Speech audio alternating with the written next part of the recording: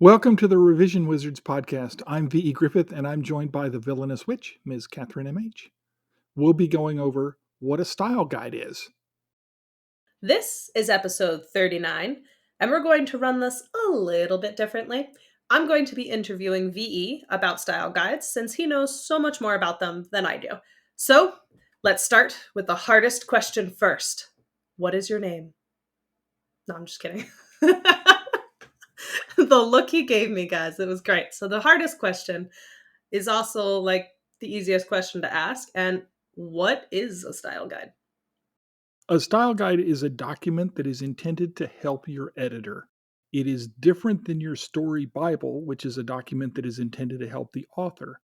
A style guide describes basic information about your manuscript and about your characters so that somebody going through your manuscript can make sure that everything is consistent. You might include things like your characters and their basic physical descriptions so that your editor might catch when your blue eyed character suddenly has brown eyes. Or, for example, what do italics in your manuscript mean? Are they words of emphasis? Are they thoughts? Are they thoughts that are projected into someone else's head? Are they something else? What do italics mean? What does bold text mean? How should weird made up words be spelled? Anything that's not standard English is going to go into your style guide, but it is not all of your character's backstory. It is not about character motivation. It is not about all of the things that the author needs to know. It's what the editor needs to know. Gotcha. So when should I start making a style guide? I mean, like I'm writing a book. I've finished at least the first draft. Should I have already been making a style guide or do I just do it right before I hand it in? You can do it either way. I recommend, and the way I do mine is I do mine at the end as I'm going over my manuscript for the last time before I send it to the editor. The reason is everything in the manuscript is in flux, especially during the first round of edits. So I don't want to spend a lot of time creating a style guide that I'm then going to have to go back and change, Hmm. or that are going to have errors in it that are going to create problems for my editor. Hey, you've changed this character in a way that is not consistent with your style guide. Which way is correct? Don't do that to your editor.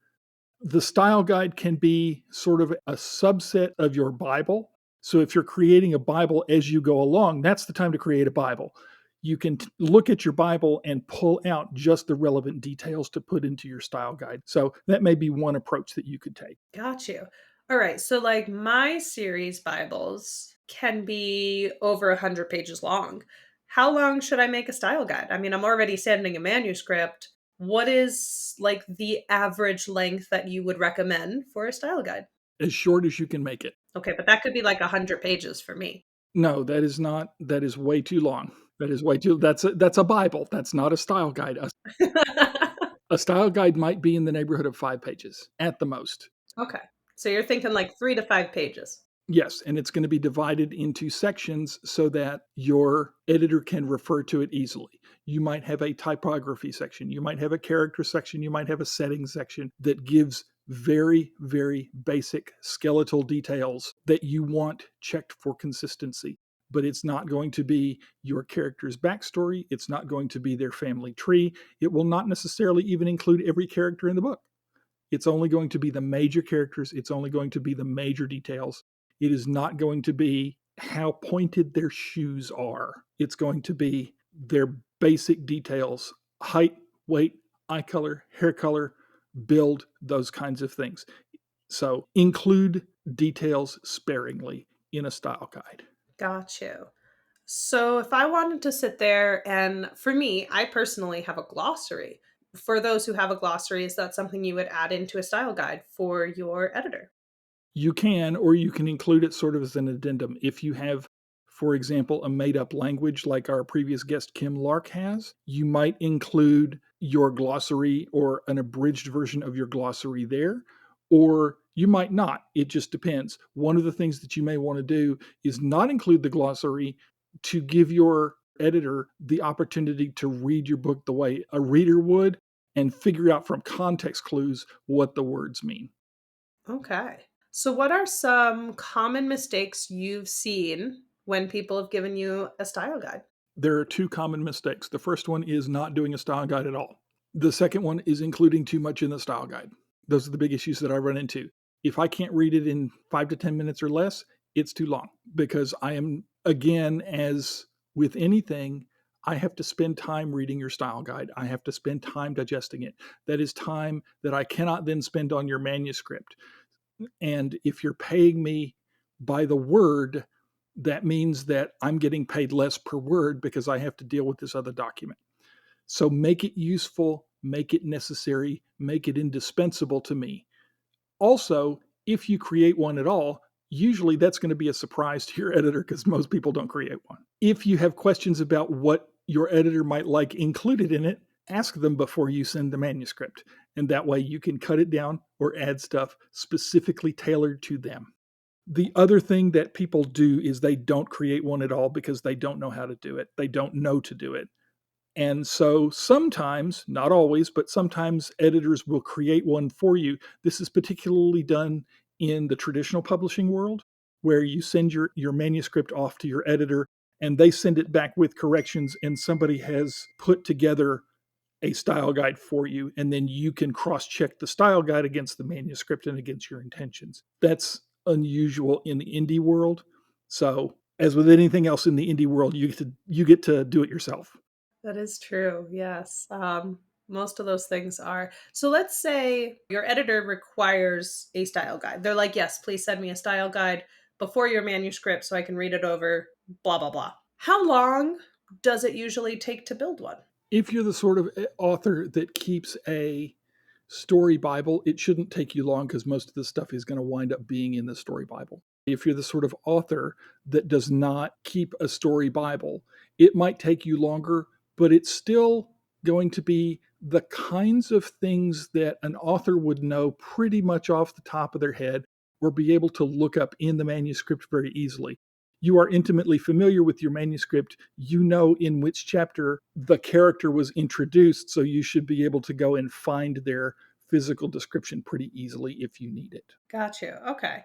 So, me as a pantser, some of this like makes sense, right? Not that none of it, all of it, but I can definitely pull things off the top of my head. Like I know what my character, looks like. I know what part of my glossary is like. I know what my setting is like. What else would I? In your case, you would also have dialect. Yes. So I would have dialect. What else would I, as like a pantser, off the top of my head, would need to know? I've got character, I've got setting, point of view, probably? Yeah, you'd want information on point of view, particularly if you have multiple points of view. If you have multiple points of view, you want to list who those points of view are, the basic details of what those points of view are about. For example, if you are doing an unreliable narrator, or if you are doing chapters that have your antagonist as points of view, you want to list that in the style guide. You're not hiding spoilers from your editor. So if your manuscript has those kinds of twists in them, the unreliable narrator, the point of view from the antagonist perspective, go ahead and make a note of that when you're looking at the section on points of view. That will help your editor keep things consistent for you and mark inconsistencies, places where you might need to change points of view. That makes a lot of sense. Now, if your editor makes you a style guide, let's say you've never had one, you didn't even think about it, you didn't even know what it was. When you get it back, what should you be doing with that? Is that something you would read first? What would you recommend to people? I would read it side by side with the changes that they make to the manuscript, particularly if you are looking at consistency. Sometimes editors can miss things that are inconsistent, eye colors that change, those kinds of things. So anytime you talk about your character's blue eyes, make sure in the style guide that they're blue. And your editor didn't pick up that reference from the one time you mentioned that their eyes were brown. Mhm. Just make sure that what's in the style guide is consistent with what you intend, because the style guide is what the editor went through to make everything consistent for you. For example, if you have italics in your manuscript and you use them for three different things, and your editor is like me, one of those people who believes that italics should be used for exactly one thing in a manuscript, I will have put in the style guide what that one thing is, and I will have changed or noted in the manuscript where you have deviated from that thing. Yep. So that will give you a clue to your editor's attitude about those kinds of things. And it will help you make an informed decision about whether you want to accept or reject your editor's changes. So if I make a style guide and it goes into my like series Bible, everything's all put together, does every editor require it? Like, is that something I really have to worry about? Editors do not generally require them, but they can be helpful because they are a guide to the author's intention. If I have a guide to what the author's intention is, I can help make sure that the author's intention matches the reader's impression. So if you intend that your italic mean exactly one thing, but it always seems to mean something else, then I can flag that as your editor. If I don't know what your intention is, I'm just going to have to guess what your intention is. And maybe it turns out that what you're doing in your manuscript is not what you intend to do. And if I don't know that, I can't flag that for you. Gotcha. All right. Another last question. If, and we've done episodes on all the different types of editors that are out there, do you have to make different style guides depending on the different editors you are using? I generally would not bother with a style guide with a developmental editor. A developmental editor is not looking in at the details in that way. A copy editor or a line editor is looking at those kinds of details, but a developmental editor is looking at things like story structure and larger sort of forest level issues, the 10,000-foot view. So it doesn't really matter to a developmental editor, did you get the details of the dress right? That's not what the developmental editor is looking for. The developmental editor is looking for your inciting incident, your context shifting midpoint, your dark moment of the soul, your resolution, those kinds of big issues. They're not looking at the little stuff. So most developmental editors, in my experience, are not going to want to bother with a style guide. You can send it to them if you want to. If they don't want it, they'll just not look at it. As with anything, ask your editor what they want before you send them the stuff. Makes sense. All right. Have I missed anything? I don't think so. I think you got the big thing. The big takeaway here is prepare a document that's short and to the point and ask your editor what they would like in it. You will surprise most editors because most clients don't prepare these things. They don't know to do them. So now you have a leg up. You look a little bit more professional. You're a little bit more interesting to your editor, and they may be more interested in taking your work if they were not before. It's always to your advantage to be more prepared. So that's the big takeaway here. All right. Well, awesome. I'm sorry I didn't have a style guide for you. That's okay. I still love you. Thanks. I mean, I did, give you a huge chunk of a manuscript, that's for sure. You certainly did, and it was enjoyable to read. I'm glad. That's good. All righties. Well, thank you so much for letting me interview you and learning about a style guide. Because, like I said, I didn't even know they existed until you were like, hey, did you ever write one? And I was like, oh, what? Now I know ahead of time kind of the things that, make life a little easier for an editor will definitely, especially if you're trying to get a top-notch editor, someone who, has edited huge name books, and you're being like, hey, I want this person to edit my book so I can say they edited it. Having the style guide might put you one step higher than somebody else who is just being like, will you edit my book? I like your editing. You could be like, hey, I have a style guide. Do you require or have any recommendations?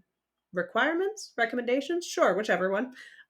For what you need in a style guide so we can, continue this process to get my book edited. That's basically the way it should go. It simply makes you look more prepared and more professional. Yep. And that's a leg up in the indie industry. It certainly is. It's okay. I'm pretty sure I just said indie industry very wrong beforehand. So we both got this. There we go. All right. Well, that's all I got for today. Alrighties. So stay magical, everyone. Bye. Thank you so much for joining us for today's episode. You can find every episode on your favorite podcast player and on YouTube. For transcripts, please visit our website at revisionwizards.com. They go live the same day as our episodes. If you'd like to reach out to us separately, you can find me at vegriffith.com and Miss Catherine at scribes-pen.com. Stay magical.